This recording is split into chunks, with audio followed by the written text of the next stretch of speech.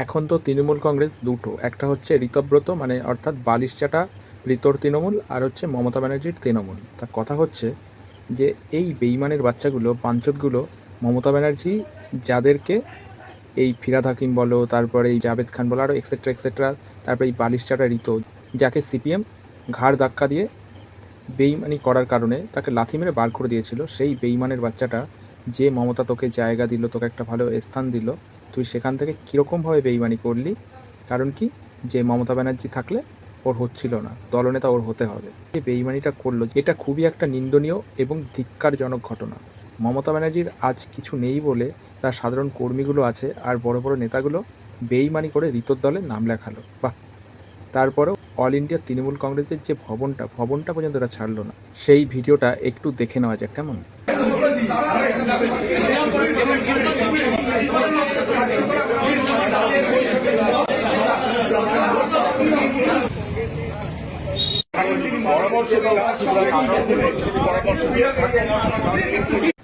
এই ভিডিওটা দেখে না, বাংলাদেশের শেখ হাসিনার যখন ভবনটা দখল করেছিল তার একটু আলাদা রকম হলো না? কি সুন্দর নবাবের বাচ্চাগুলো চেয়ারে বসে আশপাশটা ঘুরে ঘুরে দেখছে। ছি, এদেরকে ধিক্কার জানাই, ধিক্কার। ভালো তৃণমূলের এই জানোয়ারের বাচ্চা হারামি বেইমান লোকটা কি বলছে একটু শুনো।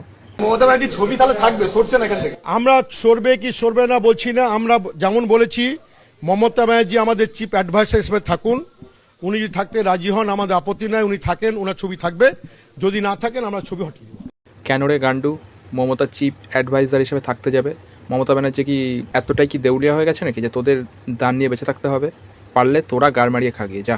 মমতা ব্যানার্জির ওরকম বালের চিফ অ্যাডভাইজার দরকার নেই। যেখানে তোরা মমতা ব্যানার্জির প্রতীক চিহ্নটাই নিয়ে নিয়েছিস, সেখানে মমতা ব্যানার্জির ছবি থাকলো কি না থাকলো তাতে কিছু যায় আসে না। ওরকম বেইমানদের কাছে মমতা ব্যানার্জির ছবি না থাকাই ভালো। তোরা যেরকম শুরু করেছিস না, তোরা খুব তাড়াতাড়ি পড়বি, একটু অপেক্ষা কর, দেখতে পাবি। যেগুলো তোরা শুরু করেছিস এইগুলো শেষ হবে, সেটারও বেশি দিন নেই। 1 থেকে 2 বছরের মধ্যে তোদের পতন ঘটবেই ঘটবে। এই যে যত কিছু না তোরা অ্যাচিভ করেছিস সবই কিন্তু এই মমতা ব্যানার্জির জন্য। আজকে তোদের এই জায়গাটা, এটা একটু মাথায় রাখিস। দলটা কার? মমতা ব্যানার্জির। দলটা তৈরি করেছিল কে? মমতা ব্যানার্জি। সিম্বল ছিল মমতা ব্যানার্জি। আজকের দিন শেষে এই বেইমান নেমক হারাম যে তাল খায় সেই তাল ফুটো করে, তাদের এরকম ধরনের ঔদ্ধত্যপনা না, এটা সইবে না। ভগবান এর বিচার একদিন করবে, কথাই তো আছে। এই যতগুলো মাফিয়া, দালাল, উদগান্ডু, চিটিংবাজগুলো আজকে যারা ভাবছে মমতা ব্যানার্জির সাথে যে কাজগুলো করছে খুব ভালো করছে, এটা শুনে রাখ তোরা বেইমানের বাচ্চারা, এই দিন নয়, আরও দিন আসবে, সেদিন বুঝতে পারবি।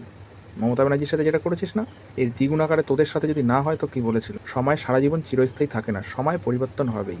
আর মমতা ব্যানার্জির সাথে যে পরিমাণে তোরা উঠে পড়ে লেগেছিস, কিছুটা সময়ের অপেক্ষা, তোদের অবস্থা ঠিক এর থেকে যে কীরকম ভয়ঙ্কর হতে চলেছে তোদের ধারণার বাইরে।